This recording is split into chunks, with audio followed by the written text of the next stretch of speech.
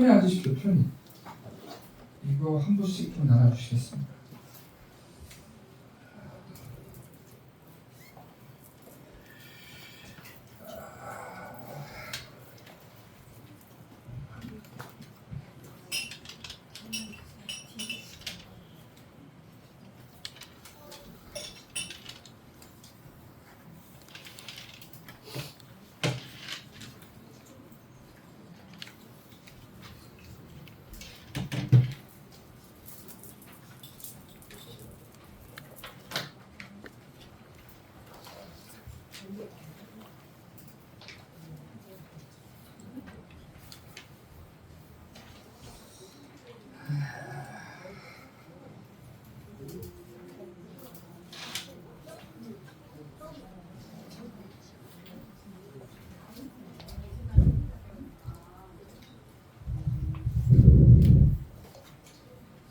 뒤에가 더 시원하네.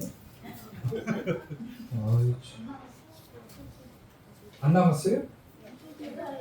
모자르면 종무소에서 좀 복사 좀 해달라고 누가 좀 다녀오시겠어요? 아이고, 우리 법조무사님 엉덩이가 제일 가져오시네.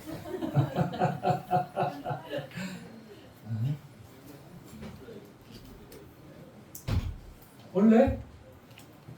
아니, 오늘은 해가 서쪽에서 동쪽에서 떴는데 서쪽에서 뜰 때만 오시는 분이 오셨네.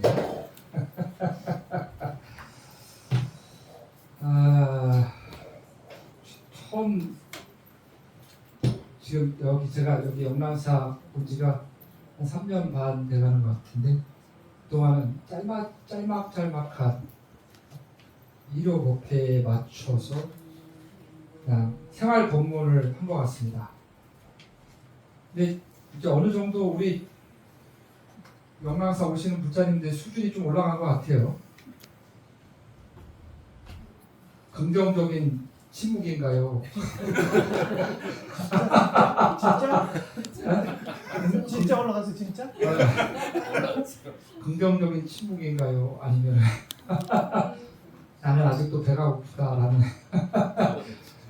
부정의 침묵인가요? 불교적 맥락에 있어서 여러분들이 종교를 갖는 것은 뭐 때문에 가지십니까? 보통의 일반적인 사람들은 현생에서 행복하길 바라는 마음, 어떻게 보면 로또에 당첨되기를 바라는 마음으로 종교를 갖는 사람들이 많을 겁니다. 이번 생 한탕 좀 잘 살아보자 뭐 이런 마음으로, 그죠?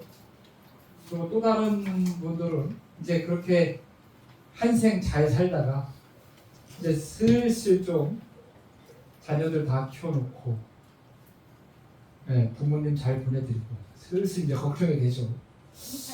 죽을 때가 다 다가오는데 이걸 어떻게 해야 되나 싶은 마음으로 이제는 현생의 복이 아니라 내 생에 조금 더 좋은 곳에 태어나게, 이번 생도 잘 살긴 했는데 그래도 조금 뭔가 부족하단 말이죠.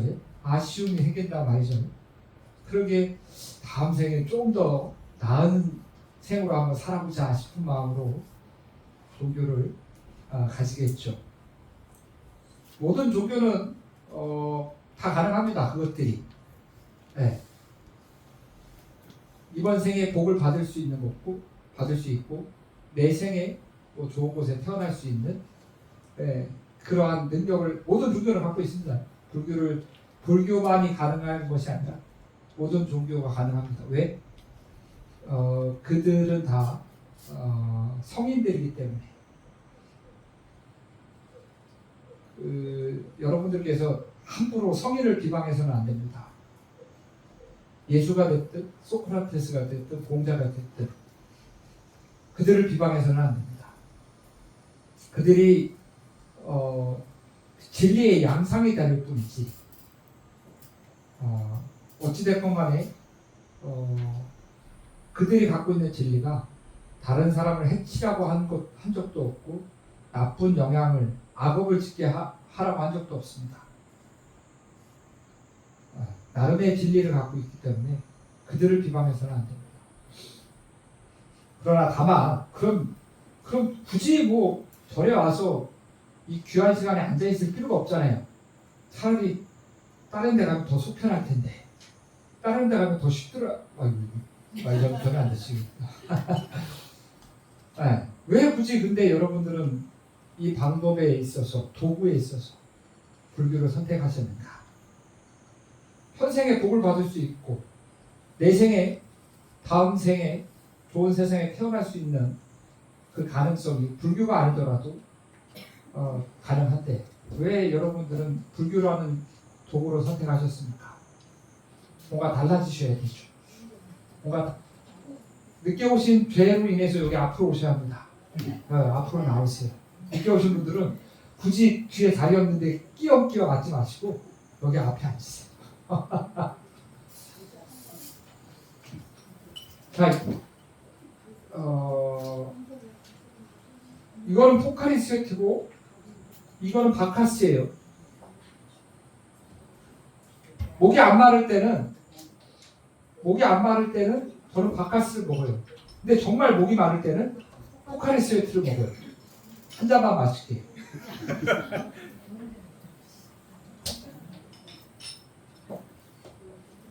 여러분들이 목이 마르지 않을 때는 불교가 아니더라도 어느 종교를 믿어도 상관없습니다. 근데 목이 마를 때, 여기서 목이 마르다라는 건 언제까지 태어나실 겁니까? 언제까지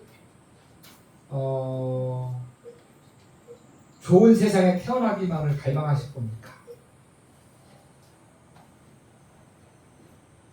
좋은 세상에 태어난다고 하더라도 죽을 수밖에 없는 운명입니다.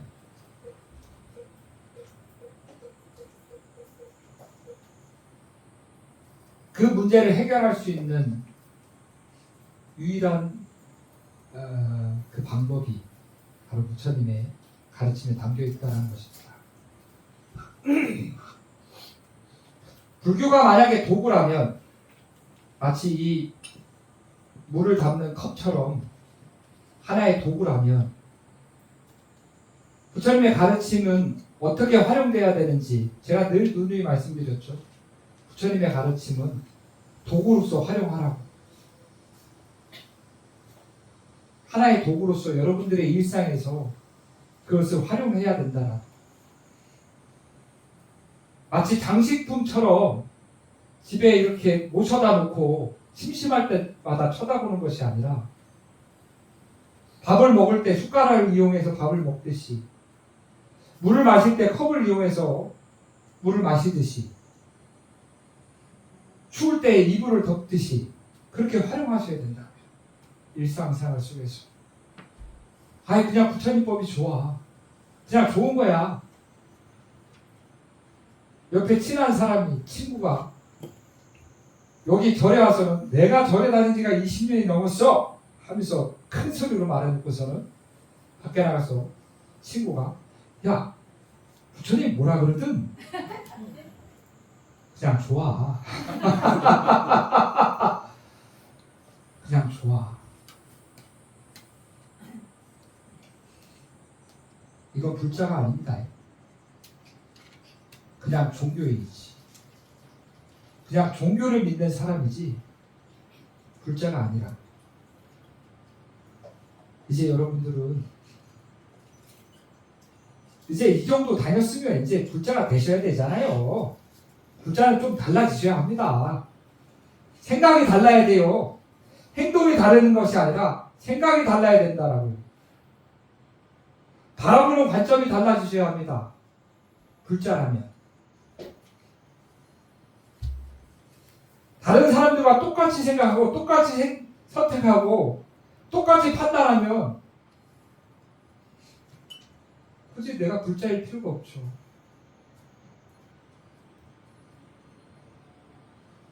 종교를 갖고 있든 갖고 있지 않든 불교를 믿든 믿지 않든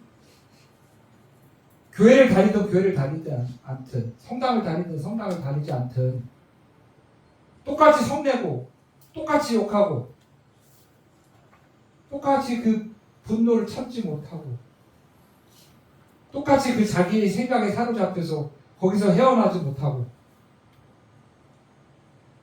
그런 굴레를 벗어나지 못한다면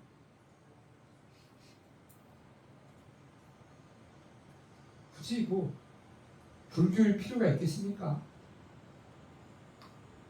여러분들이 잘 살면 여기 계신 조상님들도 잘 살아요.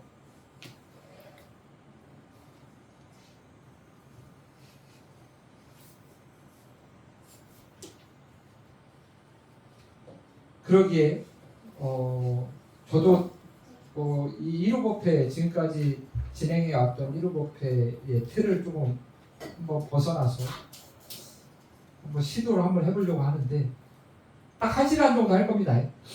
네. 2시간, 1시간 넘어가면 다들 줄이를 틀더라고요. 아, 못 나왔다 하면서 줄이를 막 이렇게 트시더라고요. 그래서 이제 막제는 못하겠죠. 지금 1제부터 6제까지 이제 할 수 있는 만큼만. 근데 이 원각경이라고 하는 경전은 12장으로 되어 있습니다. 당연히 1제부터 6제까지 12장을 다 못하겠죠. 근데 원각경의 첫 그 장이 문수보살장인데 문수 보염 이 두 장만 잘 배워도 마음을 쓰는데 큰 도움이 되더라고요. 부처님의 가르침은 여러분들 어떨 때 생각하십니까? 제가 늘 여러분들께 말씀드리는데 부처님의 가르침은 마음이 경계에 딱 부딪혔을 때 그때 부처님의 진리를 떠올리셔야 합니다. 내 마음이 분노에 물들고 욕망에 물들고 쾌락에 물들었을 때 거기에 빠져서 허우적거리지 못할 때 그때 부처님의 가르침을 딱 떠올려서 그것으로부터 마음을 딱 분리시키는데 부처님의 가르침이 필요하다는 것입니다. 그렇게 경계에 마음이 딱 물들어 버리면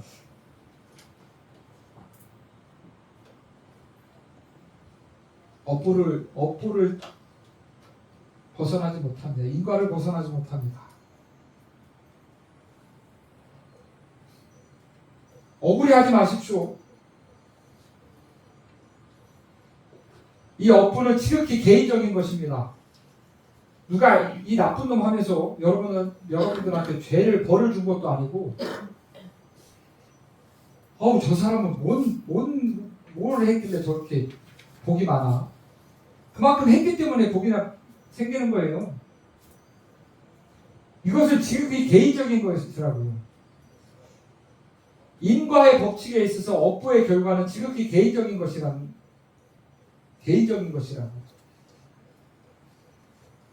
여러분들이 잘 산다고 자식이 복된다고 생각하지 마십시오. 여러분들이 잘 삶으로 인해서 자식이 영향을 받아서 그 자식이 변하는 것이지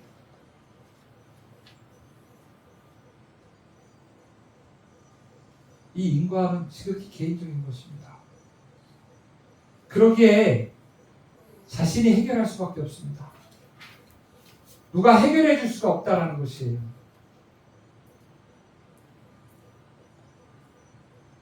각자의 숙제는 자기가 풀어가야 합니다. 내가 늘 걸리는 그 지점이 있을 겁니다. 마음에서 걸리는 늘 그 지점이 있을 거예요. 그리고 그 문제는 자신이 해결할 수밖에 없어요.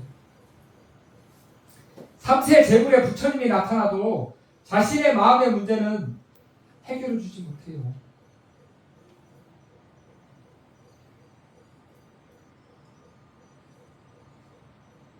자신이 해결할 수밖에 없습니다. 왜? 그 마음은 오직 나만 볼 수 있으니까. 오직 나만이 볼 수 있으니까. 그러기에 부처님의 가르침은 마음이라고 하는 것이 경계에 다 부딪혔을 때 분노와 성냄과 성욕과 음욕과 욕망과 쾌락과 그런 다양한 마음의 법의 구성의 요소들이 마음과 딱 결합해서 마음이 막 허우적거릴 때 거기서부터 딱 마음의 평정심을 지킬 수 있도록 하는 것이 부처님의 가르침의 진정한 의미라는 것입니다. 활용의 목적이라는 것입니다. 좋다고 마냥 좋은 거 아닙니다. 여러분들 살면서 좋은 일 많죠. 기쁨을 느끼는 요소들이 많을 겁니다. 저 같은 경우는 늘 아시는 분들은 아시겠죠. 저녁에 과자 한 통 다 꺼내놓고 드라마 한 편 다 틀어놓고 맥주 한 캔 다 할 때 이 세상에 참 이렇게 행복한 적이 없어요. 네. 행복하다고요. 아 너무 좋아. 각자의 행복의 요건들이 있겠죠. 자식 잘 되는 것도 행복하고 손자 잘 크는 것도 행복하고 네. 아파트값 오르는 것도 행복하고 근데 무언가 의지해서 행복을 느끼면 그 의지하는 것이 내가 무엇 때문에 행복해 이것 때문에 행복해 라고 했을 때 이것이 영원합니까? 왜 영원하지 않죠? 에이 이거 공식적으로 나와야지 제 얘기 무상하니까 1 더하기 1은 2 더하기 2는 4 더하기 4는 8 수학의 공식이 있듯이 불교도 공식이 있습니다.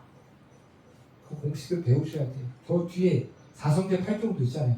저게 기본 공식이라고요. 어느 절에서 저런 책을 주지스님이 용돈을 바쳐가면서 책을 사서 여러분들한테 뿌려요. 네? 맞아요. 박수 치라고 한 거예요. 저게 기본 공식이라고. 저 사성제 8정도가. 수학을 함에 있어서 4측 더하기 빼기 곱하기 나누기가 4측 연산이 가장 기본이듯이 부처님의 가르침을 이해하려면 저 사성제 8정도가 가장 기본이라고. 읽고 또 읽으십시오. 불자가 되려면 저 사성제 8정도를 다 마음에서 각인시키십시오. 내 생각이 세팅이 저 사성제 8정도 안에서 딱 들어갈 수 있도록 계속적으로 세팅하셔야 돼요. 그거 아니면 여러분들이 그 어떤 문제를 갖고 오셔도 저는 다른 해답을 내놓을 수가 없어요. 모든 것은 저 답에 다 들어있기 때문에. 근데 저 공식을 바탕으로 해서 이제 마음을 활발하게 평온하고 고요하고 그 어떤 경계에도 흔들리지 않게 하는 수행을 계속적으로 이어나가는 것입니다. 저 기본 공식을 바탕으로 해서 여러분들 하루에 몇 번 마음을 살펴보십니까? 잘 안 살펴요. 저도 그래요. 마음이 홀딱홀딱 거리죠. 활딱활딱 화가 팔딱팔딱 거리고 좋을 때는 막 훌쩍훌쩍 거리고 막 마음을 살피지 않아요. 그저 마치 우리 영랑사의 니모가 꽁을 던지면 그거에 미쳐서 막 뛰어가듯이 경계가 딱 나타나면 오직 경주마처럼 그것만 막 매달려서 뛰어갈 따름입니다. 그렇게 마음을 내달라 치면은 죽을 때 후회합니다. 다음 생에 태어나서 나는 왜 이렇게 태어났는가 후회합니다. 아까도 말했듯이 인과 응보는 자기가 짓고 자기가 받는 것입니다. 누가 주는 것도 아니고 누가 덜어주는 것도 아닙니다. 그러기에 원망할 탓도 하지 마십시오. 부모를 원망하는 것도 어리석은 것입니다.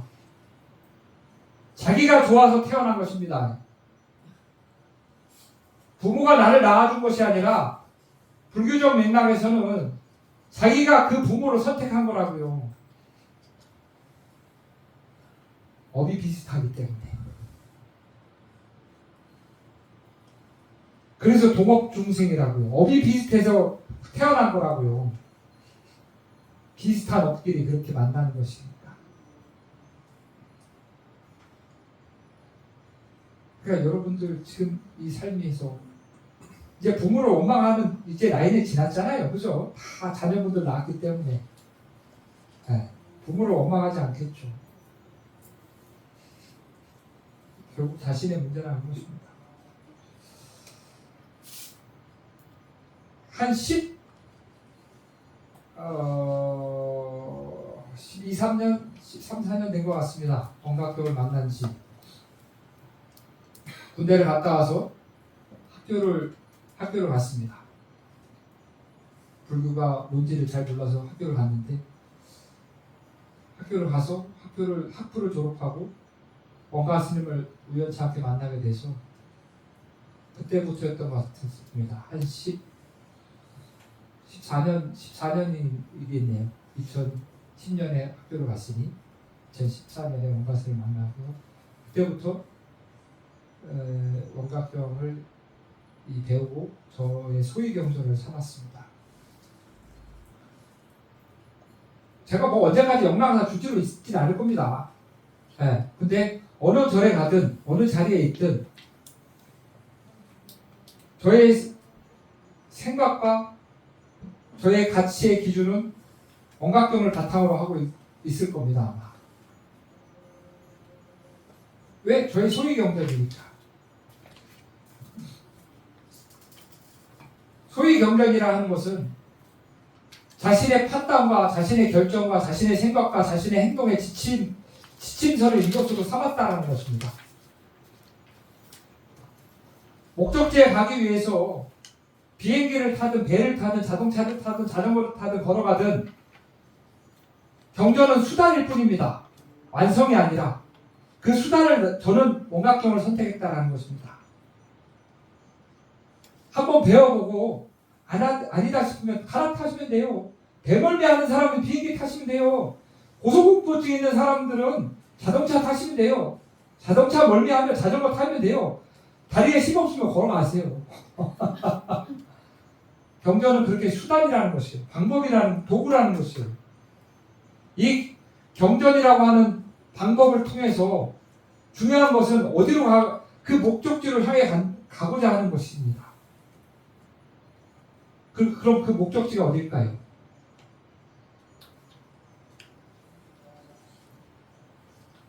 이건 좀 그런데 좀 그런데 이거는 답이 나와야 되는데 목적지가 어디예요? 좀 그렇잖아요 이거. 참 답답하네.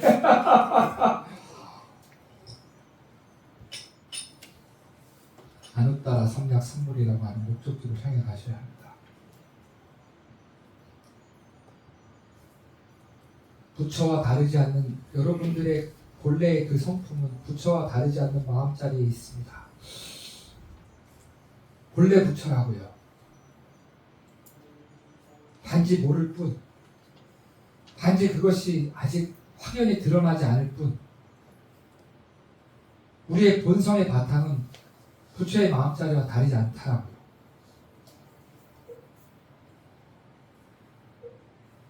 그것을 드러내는 방법을 원각경을 삼든 금강경을 삼든 능원경을 삼든 법화경을 삼든 그 부처와 다르지 않는 그 마음자리를 드러내는 것에 있어서 경전을 삼는 거라고요. 이 경전이 더 좋아, 지장경이 더 좋아, 관음경이 더 좋아, 뭐가 더 좋아, 이런 거 따지지 마시라고요. 내 시계는 롤렉스야. 내 시계는 시계를 잘 몰라서 내 시계는 뭐야? 내 시계는 뭐야? 하면서 시계의 본질이 뭐예요? 시계를 보는 거죠. 아무리 좋은 시계를 타더라도 약속 시간 10분 늦으면 그 사람은 인간성이 못된 사람인 거예요. 그죠? 본질을 찾으시라고요. 불자님들은 드러나는 형상에 흔들리는 것이 아니라 그 본질을 파악하려고 하셔야 합니다. 그 본질을 보려고 하십시오. 재행이 무상하고 제법이 무하고 일체가 개구라고 하는 그 본질 안에서 세상을 바라보셔야 합니다. 진리의 눈으로서 진리의 시각으로서 세상을 바라보셔야 합니다. 저희도 원래 부처와 다르지 언젠가는 부처가 될 존재야. 본래 부처야. 부처와 다르지 않는 존재야. 라고 아무리 미운 대상이 눈앞에 나타나더라도 그렇게 인식하려고 노력하셔야 합니다. 부처님이 정놓고 그렇게 말씀하셨으니까 일체 중생이 신유불성이라 모든 부처의 본성을 갖고 있다라고 말씀하셨기 때문에 그것을 우리 제자들은 단연코 의심하지 않고 그들을 그렇게 바라보려고 노력하셔야 합니다. 그게 수행이에요. 딴 게 수행이 아니라 그 대상을 미운 놈, 이쁜 놈, 싸가지 없는 놈, 모한 놈 이렇게 분류하는 것이 아니라 본래 부처와 다르지 않아. 본래 부처야. 저 사람이 부처야. 하고 끊임없이 그 대상을 그렇게 인식하려고 노력하는 것입니다. 자신도 그렇고 나도 그렇고 남도 그렇고 그렇게 계속 바라보려고 노력하시는 겁니다.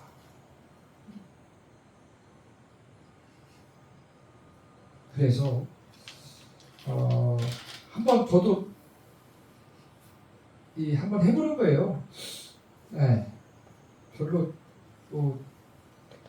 여러분들이 어떻게 생각하실지 모르겠지만 조금씩 달라지는 것 같아요. 처음에 원각경을 배울 때, 그 다음에 좀 시간이 지나서 또 원각경을 이렇게 볼 때, 그리고 또 시간이 지나서 또 볼 때, 저도 조금씩 그 시각이 달라지겠죠. 마음이 조금씩 달라지겠죠. 우상향하듯이 발전되는 방향으로 나아지려고 노력하면서 계속적으로 이제 공부를 하겠죠. 그래서 12년, 13년 전에 배웠던 원각경과 조금은 아주 미세하지만 한 걸음 진보했다라고 조금은 제 스스로 생각은 하고 그래서 이해 폭이 정말 티끌마치 이렇게 조금 나아졌다라고 생각을 하고 그래서 좀 고민을 했습니다. 솔직히 이걸 알려드려야 되나 말아야 되나. 근데 그럼에도 불구하고 조금이라도 여러분들이 여기 앉아 계신 불자님들이 마음이 조금이라도 달라진다면 당연히 해야 되는 게 낫겠다 싶어서 이 원각경을 이제 이 6번에 걸쳐서 할 수 있는 만큼만 해보려고 합니다. 원각경은 이제 대승경전 중에 하나입니다. 대승경전 중에 하나인데, 우리 그 세종대왕의 아들이 누구시죠? 세종대왕의 아들. 세종대왕께서 한글을 창제하셨죠. 그 다음에 그 뒤에 인기 있었던 무슨 영화예요? 왕과 사는 남자? 네. 거기서 그거 보고 막 사람들이 많이 울었다면서요. 네. 근데 거기서 어떻게 나왔죠? 그 단중의 숙부가 세조가. 네. 불자들 입장에서는 세조 임금을 정말 찬탄해야 합니다. 칭찬해야 합니다. 왜? 세종대왕께서 한글을 창제하셨죠. 세종대왕께서 한글을 창제하시고 그 한글을 바탕으로 해서 역경 사업을 활발하게 펼치신 분이 누구냐? 바로 세조 임금이라는 거예요. 그 세조 임금이 그러면 한글로서 어떠한 경전을 편찬했느냐? 처음에 한글을 창제하고 나서 이 경전을 편찬했는데 그러면 조선시대는 유교시대죠. 그럼 당연히 공자의 말씀을 번역했을 거라고 생각하죠. 한글로. 근데 세조 임금은 뭘 번역했느냐? 바로 능엄경과 원각경을 번역하셨어요. 그걸 간경동합이라고 하는데 그 간경동합에서 원각경을 번역했다고요. 우리 해리사 가면 팔만대장경 있죠? 그때 사람들이 팔만대장경을 몰랐을까요? 알았겠죠? 근데 팔만대장경 안에서도 이 원각경을 선택했다고요. 한글 번역에 있어서. 그만큼 중요한 경전으로 동아시아에서는 끊임없이 내려옵니다. 중국에 내노라 하는 이제 스님 중에 한 분이 규경 동밀이라고 하는 스님이 계신데 그 스님이 원각경을 그렇게 좋아했습니다. 원각경을 통해서 깨달음을 성취하셨어요. 그리고 이 한국에 와서는 그 나홍 무학 조선이 일으킨 무학 대사의 그 제자인 하모당 득통이라고 하는 스님이 계신데 그 하모당 득통 스님도 원각경을 그렇게 좋아라 하셨죠. 그리고 고려시대 때 보조국사 진우 스님도 원각경을 그렇게 좋아라 하셨습니다. 근현대에서는 그 월정사의 큰 스님이셨던 탄원 스님께서도 원각경을 그렇게 좋아라 하셨습니다. 그리고 매일 수지 독송을 하셨습니다. 네. 그렇게 동아시아에서는 이 원각경이라고 하는 이 경전이 그만큼 중요한 위치를 차지하고 있습니다.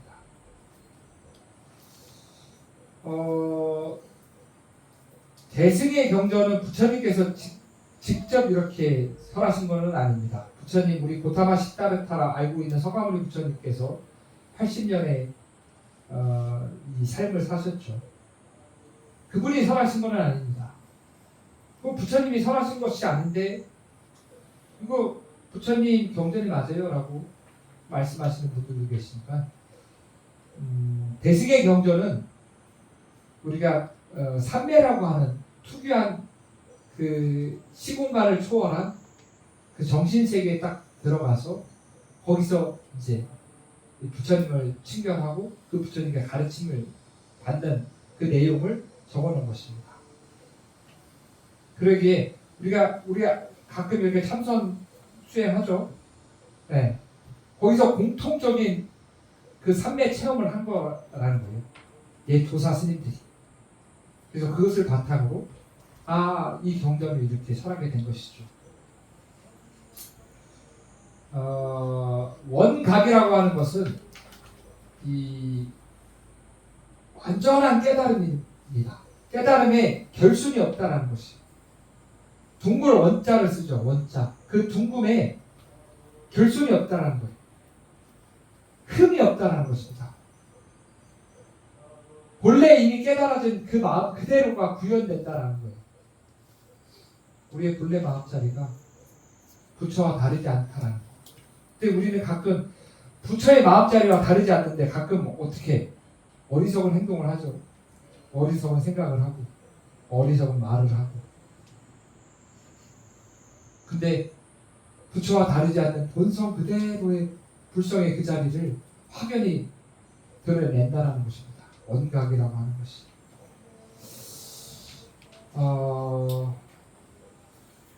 이제 서분입니다. 우리 이 모든 경전은 서분, 정종분, 유통분이라고 하는 세 가지 구성 요소로 이루어집니다.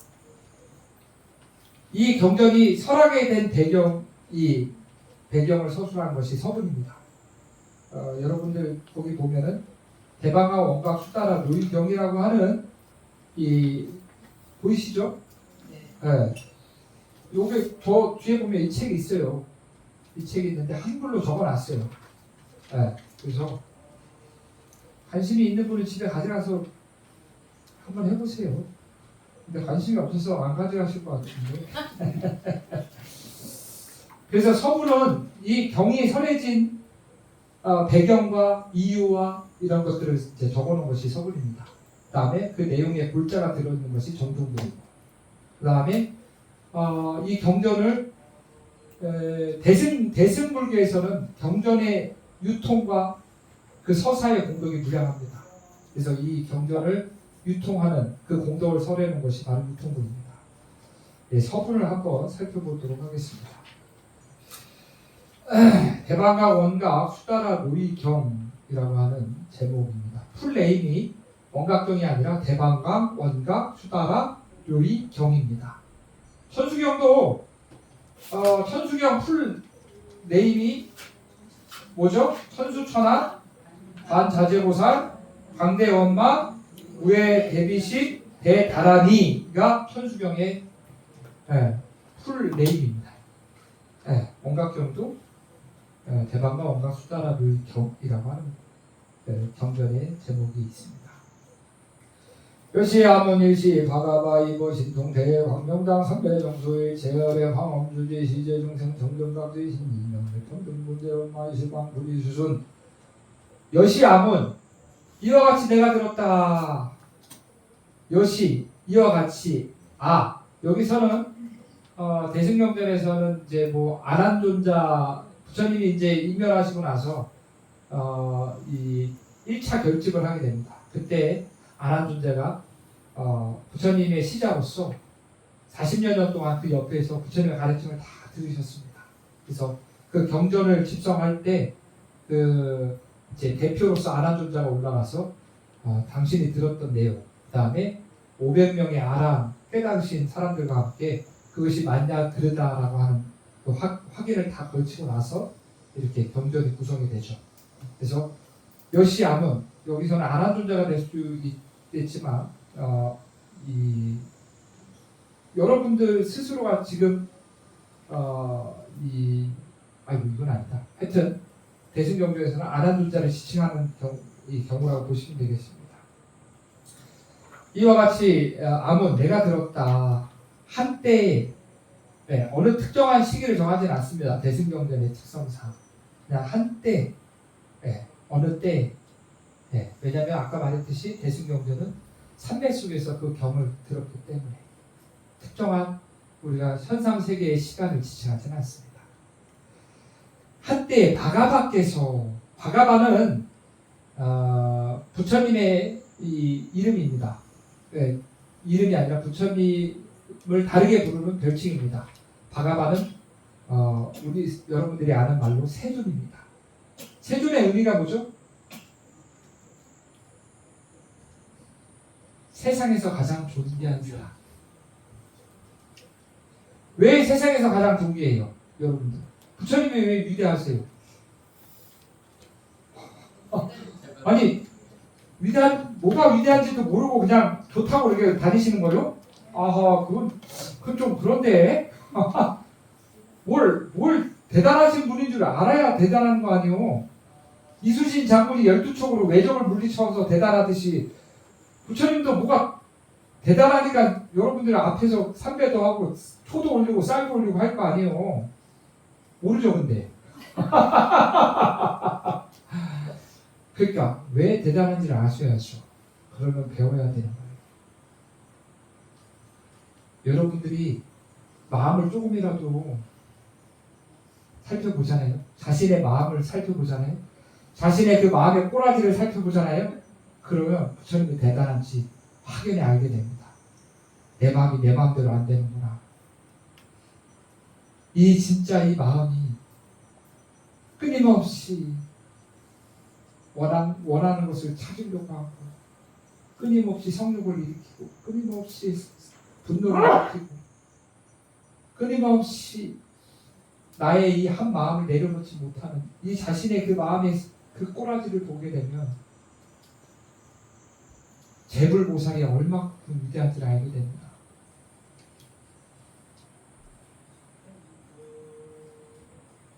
그래서 바가바는 세상에서 가장 존귀한 분이라고 하는 범어의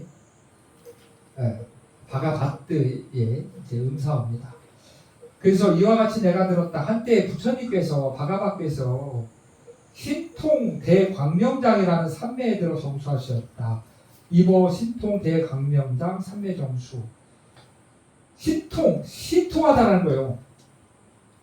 신통하다라는 것은 정말로 이루 말할 수 없이 신통자제하기 때문에 신통한 거예요. 자유자재하기 때문에 비밀스럽다는 것이 아니라 신통자제한 사량으로 헤아릴 수 없기 때문에 생각으로 헤아릴 수 없기 때문에 신통하다라는 거예요. 그 다음에 대광명 불교에서의 광명은 무조건 지혜입니다. 불교에서 지혜는 참 중요합니다. 왜? 아까도 말했듯이 재행무상 재법무와 일체계고라고 하는 진리를 바탕으로 네, 세상을 그렇게 인식하려고 노력하셔야 된다는 거. 그게 지혜의 작용이라고. 진실 그대로 알게 하는 거. 근데 우리는 진실 그대로 알지 않죠. 왜곡하죠. 재행이 무상함에도 불구하고 뭔가 허물어지며 괴롭잖아요. 죽음을 맞이할 때 슬프잖아요. 내 뜻대로 원하게 되지 않을 때 괴롭잖아요. 아무리 진실을 알고 있다 하더라도 지혜로서 그 작용을 일으키지 않는다면 그 진실은 무의미, 무가치일 뿐입니다. 그래서 대광명이라고 하는 큰 지혜가 신통하게 담겨 있다는 겁니다. 장자라고 하는 것은 내포에 있다는 것입니다. 그러한 삼매에 바르게 들어가셨다. 그 삼매를 바르게 수용하셨다. 이보 신통 대광명상 삼매 정수라. 삼매에 딱 들었을 때 모든 경계와 인식이 딱 무너지고 오로지 그 집중된 상태, 고요한 상태, 그 마음이 고요한 그 세계에 딱 들어갔을 때 거기에 부처님이 딱 계시다라는 것입니다. 거기서 이 부처님이 원각경을 설하셨다라는 것입니다. 그 삼매에 딱 들었을 때. 그래서 일체열의 광엄주지, 일체열의 모든 부처님께서, 부처님이 한 분은 아닙니다.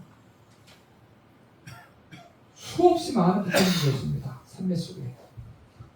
무수히 많은 세계가 있고 그 무수히 많은 세계 속에 무수히 많은 부처님이 계십니다.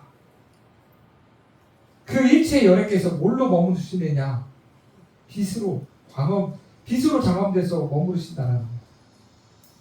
어느 형상을 갖고 있는 것도 아니고 모습을 갖고 있는 것도 아니고 그냥 빛 그 자체로, 지혜 그 자체로, 광명 그 자체로 머무르시다는 거예요. 시제 중생, 모든 중생들은 있어서 그 신통 대광명장이라고 하는 삼매는 일체 여러께서는 빛으로 머무시고 일체 중생에게 있어서는 정말로 그 번뇌의 한 조각도 붙을 수 없는, 티끌의 한 조각도 붙을 수 없는, 오염된 그 한 조각도 붙을 수 없는 청정한 깨달음의 경지라는 것입니다. 원각경은 지극히 마음도리를 설한 경전입니다. 끊임없이 자신의 마음을 돌아보지 않는다면 원각경이 보여지지 않습니다. 늘 자신의 마음을 돌이켜보셔야 이 원각경이 보입니다. 내 마음이 어떻게 일어나는지, 이 마음이 정녕 내 마음인지, 내 마음이 뭘 만났을 때 마음이 어떻게 일어나는지를 끊임없이 살피셔야 합니다.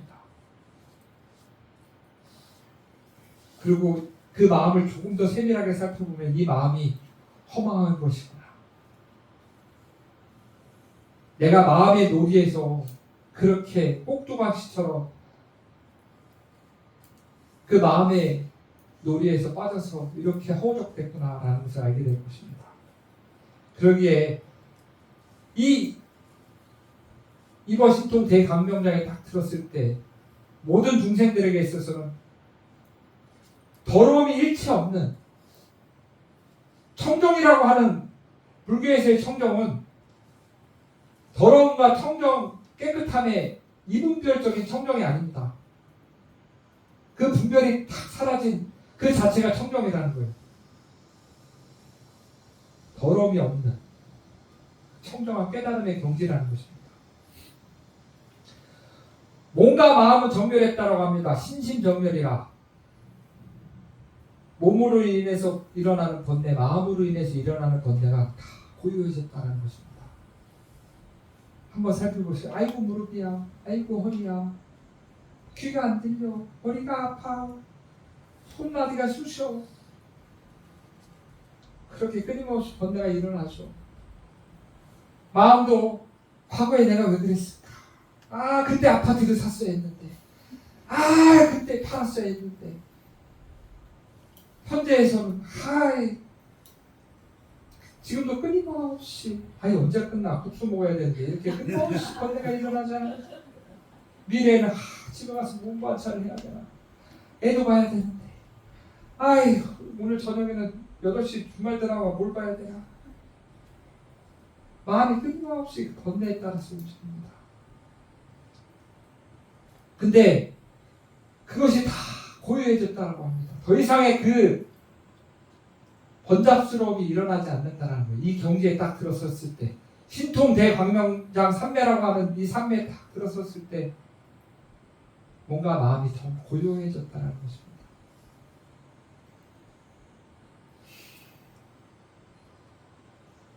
과거, 현재, 미래를 초월하여 평등이 본제라. 본래부터 평등하며, 본제라고 하는 것은 시간적인 개념입니다. 그 시간적인 개념에 있어서 평등했다는 거예요. 과거에 없었는데 현재에 생기고, 현재에 없었는데 미래에 생기고, 이것이 아니라 과거가 됐든 현재가 됐든 미래가 됐든 본래 그 자리에 그대로 있었다는 것입니다. 뭐가? 여러분들의 그 부처와 다르지 않는 그 마음자리가.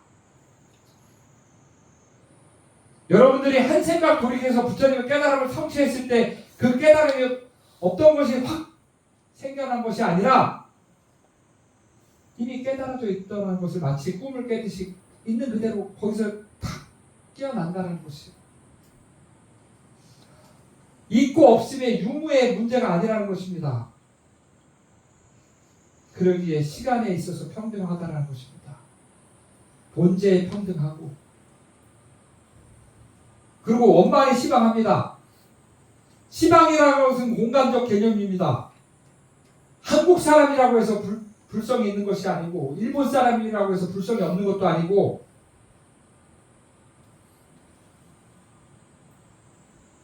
개라고 해서 불성이 없는 것도 아니고,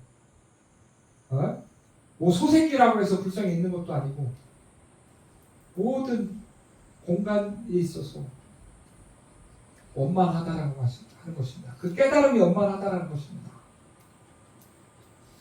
그러기에 차별이 없고 분별이 없는 것입니다. 근데 우리 차별하죠. 특히 우리 요맘때 어르신들 개발도상국 가면은 뭐부터 해요? 야, 일로 와봐. 네가 뭘 알아 하면서. 그러지 마십시오. 그만큼이 딱 자기 수준일 수도 있습니다. 다른 사람이 설령 그런다 할지라도 우리는 그러지 맙시다. 나보다 잘난 사람도 없고 나보다 못난 사람도 없습니다. 부처와 다르지 않는 그 성품에 있어서는 모두 다 평등하고 모두 다 똑같다는 것입니다. 그렇게 끊임없이 대상을 바라보려고 노력하십시오. 그렇게 바라보지 않으면 자기만 고달퍼요. 자기만 힘들어요. 한때는 자기가 잘나서 우월한 것처럼 여겨질 때도 있겠지만 시간 지나면 후회합니다. 죽음의 앞에서 딱 임박했을 때는 두려워질 수밖에 없습니다. 왜? 지난날의 과거가 떠오를 수밖에 없습니다.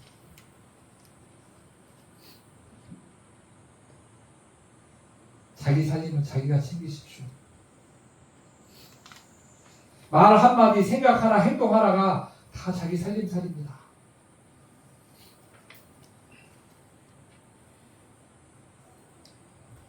눈에 보이는 세상에 허물어져가는 그런 복을 구하는 것이 아니라 시간이 지나도 모습이 바뀌어도 다음 생에도 그 공덕이 이어질 수 있는 진정한 복덕을 찾으십시오. 그렇게 불의에 수순한다. 차별이 없는 경계에 수순한다. 라는 것입니다. 모든 인식의 경계가 허물어진, 나와 남이 없는, 내 것과 네 것이 없는 모든 문제의 원인을 살펴보십시오. 모든 문제의 원인이 뭐예요? 내 것과 네 것이라고 하는 차별이 있기 때문에. 다른 사람이 한마디 하면 마음이 획 하고 털어지고 마음이 상하고 하는 것은 내 마음이라고 하는 내 것이라고 하는 마음이 있기 때문에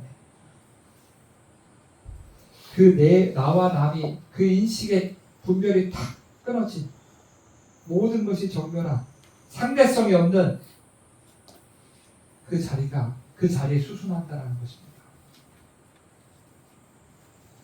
야, 큰일 났네. 40분 했는데 요 서문 딱 하나 나갔네. 다음에는 딱 10시 반에 끝낼 겁니다. 다음에는 서문도 나가고 문수장도 나갈 테니까 오늘 다 기억할 거예요. 사진 찍어 놓을 거예요. 다음 시간에 와서 이거 또 달라고 하지 마요. 안 나눠줄 거예요. 내가 오늘 진짜 다 기억할 거예요. 이거. 누가 받아갔나.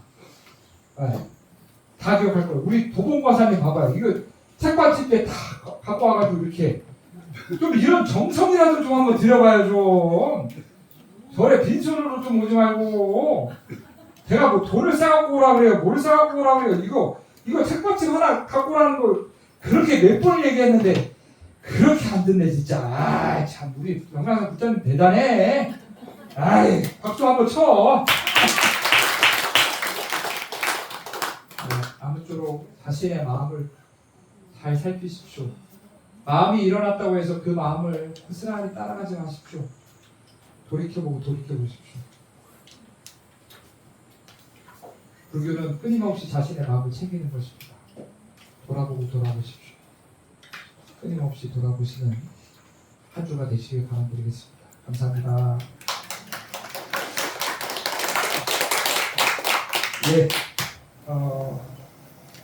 맥중 초제 보시겠습니다. 이게 떡바위를 쪽으로 명단을 옮겨주시면 감사하겠습니다.